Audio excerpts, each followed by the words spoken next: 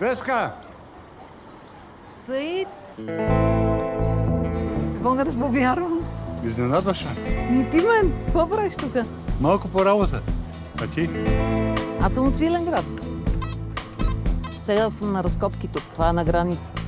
Каква красота. Нали? Откраднаха ми колата. Ще мога да се помоля нещо? Да? Половината пари. Не нося всичките пари. С горива, с контрабанда. Аз имам дребни работи с него. Абе, пари като има, българин е готов на всичко. Там, където свършва закона, започва Свиленград.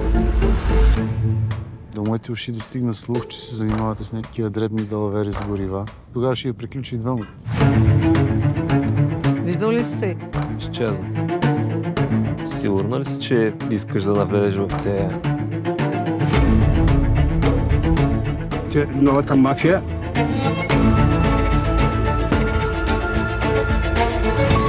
Всичко има цена, момиче.